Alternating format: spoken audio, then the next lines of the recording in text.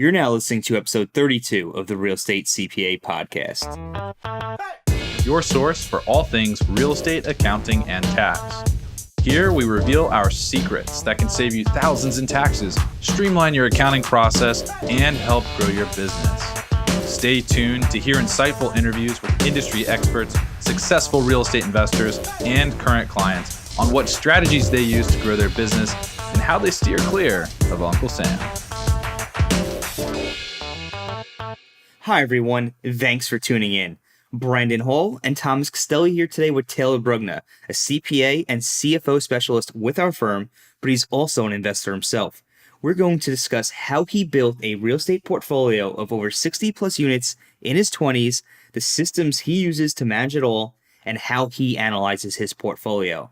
Taylor works with real estate investors, developers, and private equity funds as a CFO, providing tax strategy, accounting consulting, and financial analysis.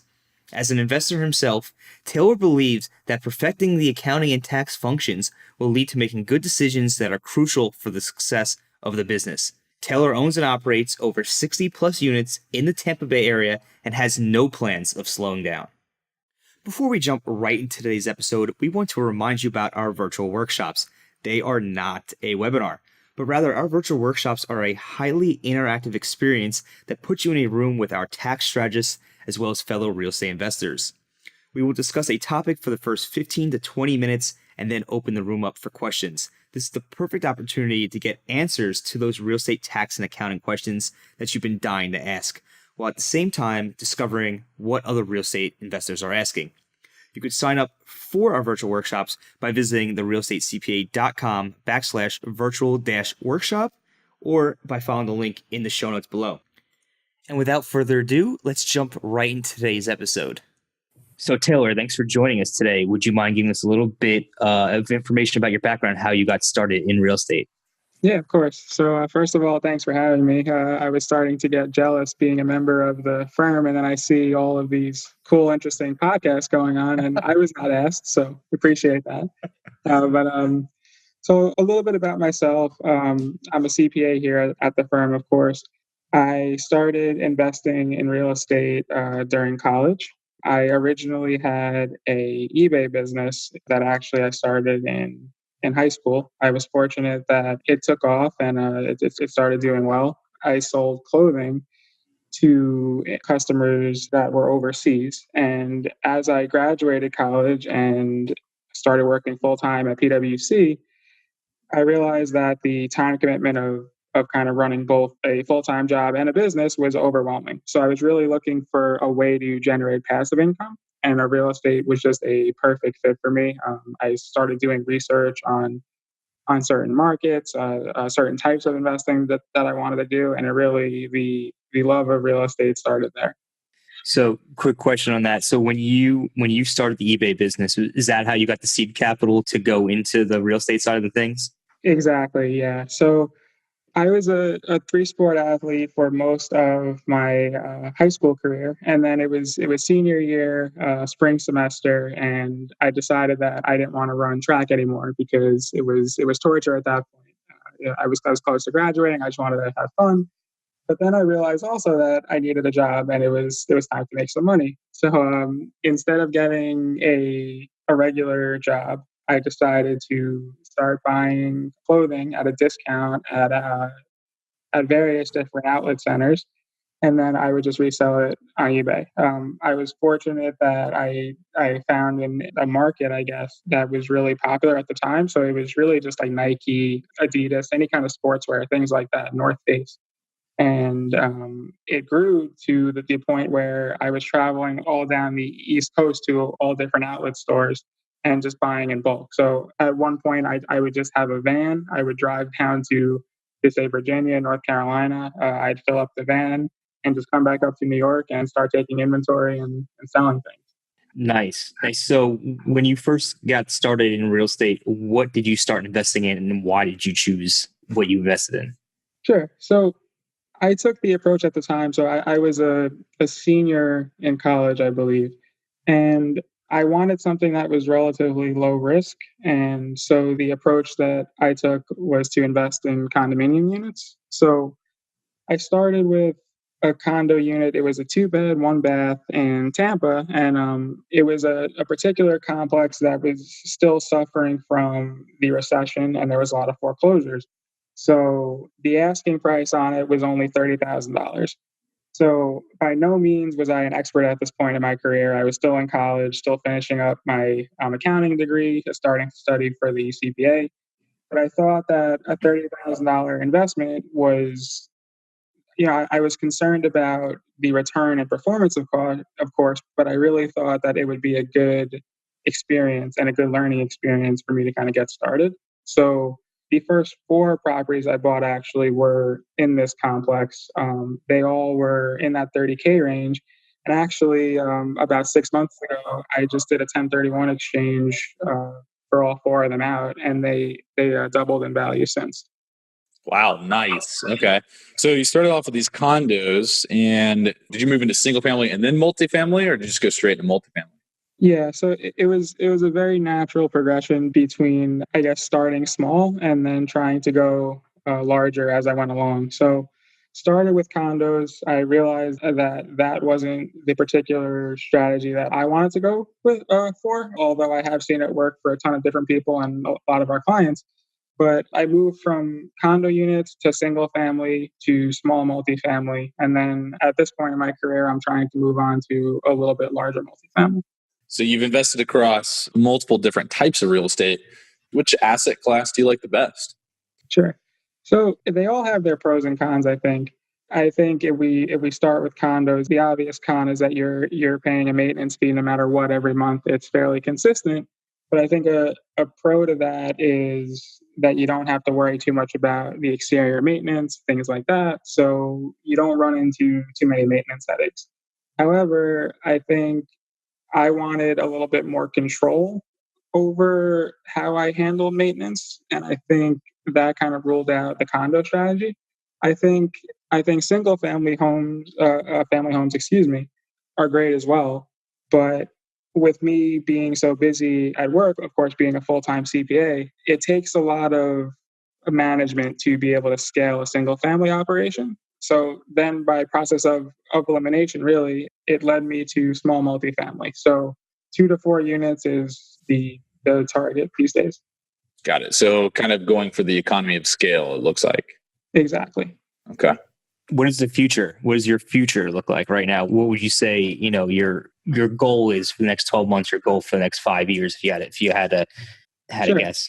Sure. So I absolutely love working here at the Real Estate CPA, and I see this as my long-term future. So I think I'm running into a unique situation here where I've got roughly about 50 units, and I think if I continue on the path of acquiring these 2 to 4 unit properties, that it's going to get, from an operations perspective, a bit complex to handle on my own.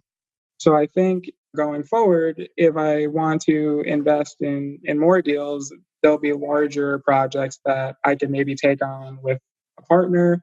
I might try to syndicate deals because now that people have seen a little bit of my product, and I guess to some degree a success story out of a certain market, I'm getting friends and colleagues that are interested in pulling money together to do a larger project. Very nice. So your brand is expanding. Yeah. I hear Thomas here is pretty solid on the syndication game. So I don't know. It sounds like there's some synergies there that need to be explored. I mean, hey, look, I'm planning to, I've said it before, I'm planning to move to Florida. So I think there definitely be some synergies there for sure.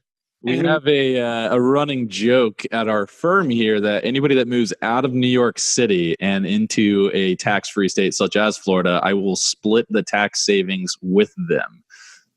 Heard it here first, folks. If either one of these guys both live in New York City, if either one of them moves, they will get a bonus. Yeah, so Tom and I are grabbing dinner next week, actually, and I think syndications are going to be a big part of the discussion, and see if we can work together. I think it'd be awesome. I can't wait to hear how all of that goes and what comes of it. So you mentioned operations, and that's a good segue into our next kind of portion here of the podcast. You mentioned that you have about 50 units. You're also working full time here at the firm. And I know that you work a lot here at the firm. You're dealing with really big clients, helping them manage their accounting and doing some CFO stuff for them as well. How do you manage your own stuff? You don't have a lot of time. So, what are you doing to efficiently manage the 50 units, all the way from, just random technology that you might be using or accounting? Yeah, so I think I was really big from the beginning, even with the first 4 units in colleges that I bought, that I knew that I was going into a big four accounting firm type environment where I was going to be working those 60, 70-hour weeks, and I wouldn't have much time to kind of sit there and self-manage properties.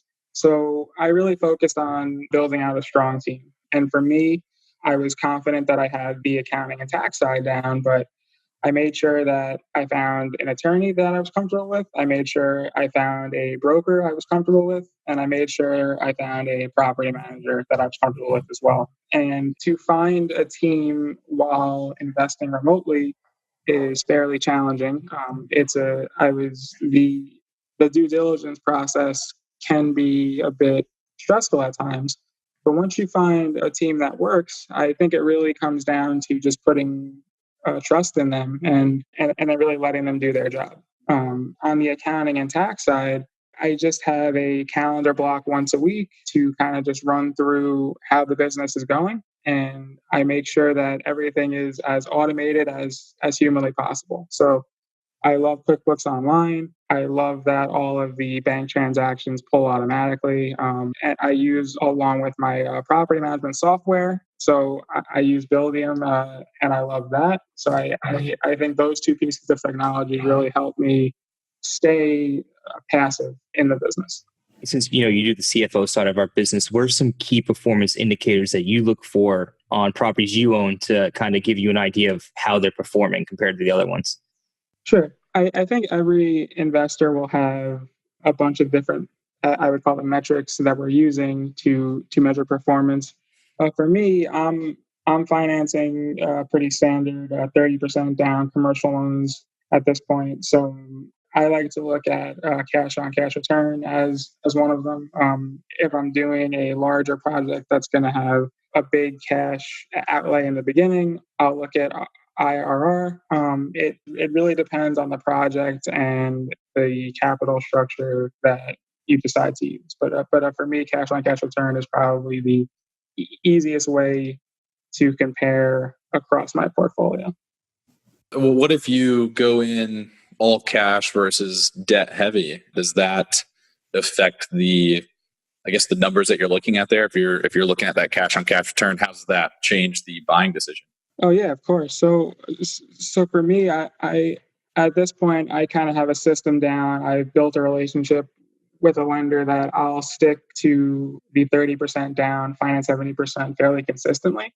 So cash on cash return works well for me because it's consistent across the entire portfolio.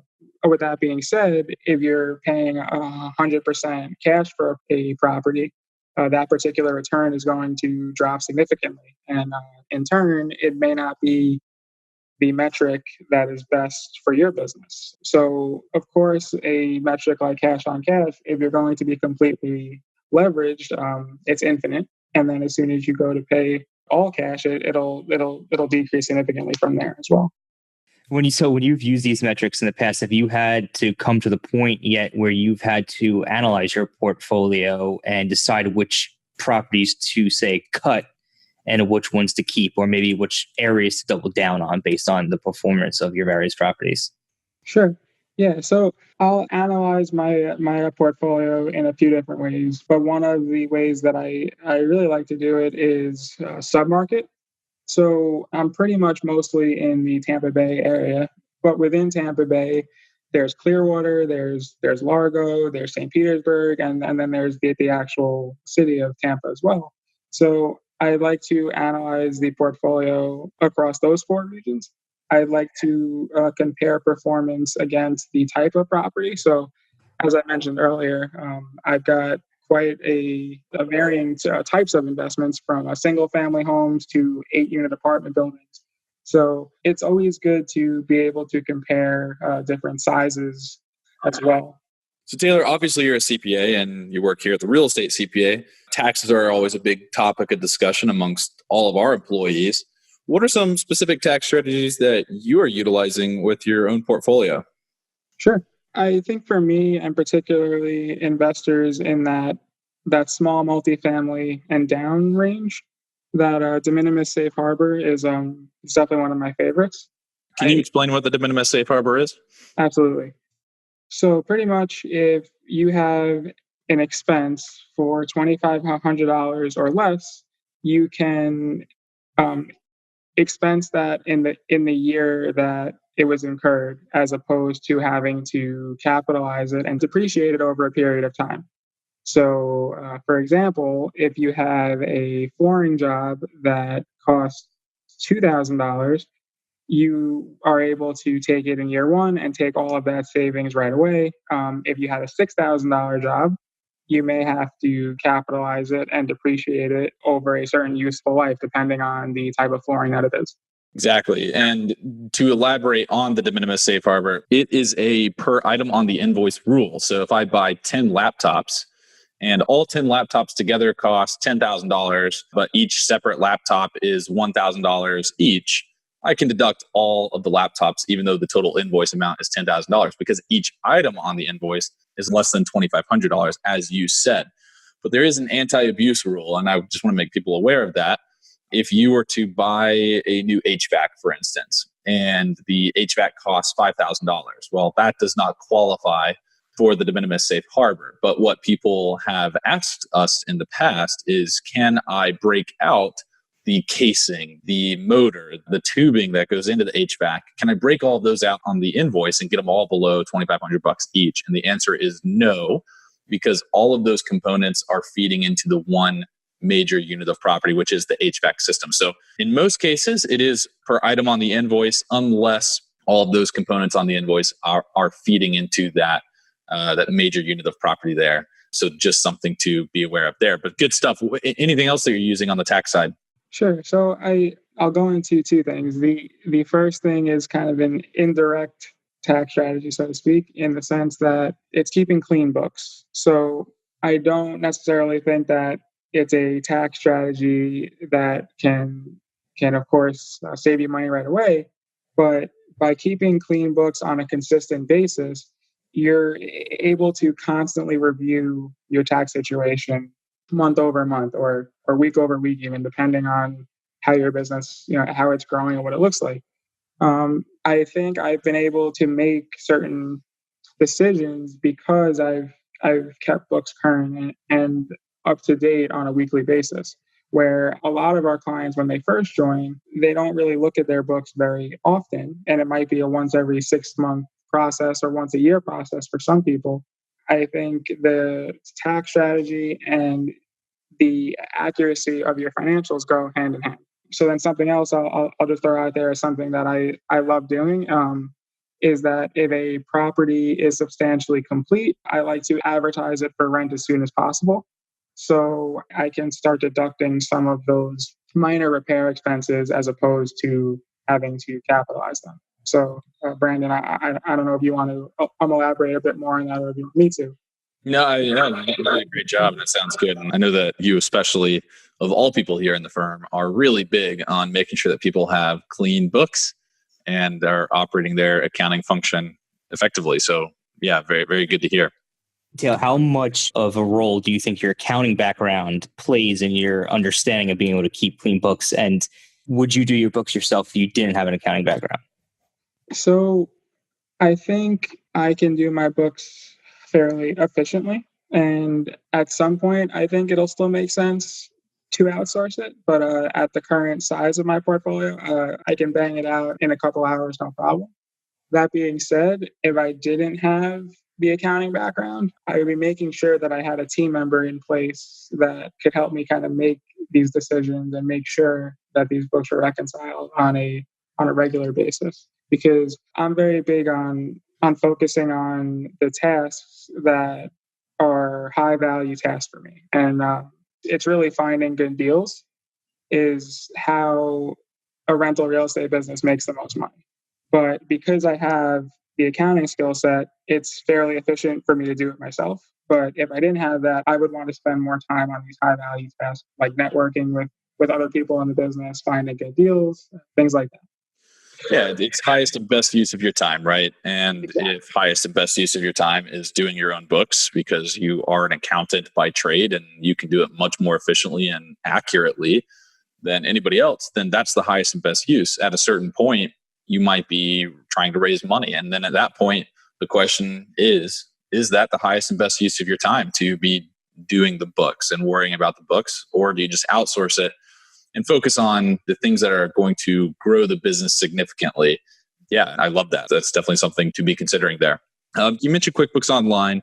Is there any piece of technology that you use in your real estate investing that you just absolutely love? So I think two of these are fairly obvious, but QuickBooks Online and property management software are my two favorite pieces of tech to use. The third is it's relatively simple as well, but it's YouTube. So being a remote investor, I rely a lot on my team on the ground to kind of loop me in on what's going on day to day. If there's any new properties that come up, I love being able to see videos of what's going on, and I rely heavily on watching these videos on a regular basis to make decisions. Well, I think it's great advice. Would you have any other advice that you think that the listeners should know, or would help them in their careers? Yeah, so I think a lot of investors that are just getting started, they have what's called analysis paralysis.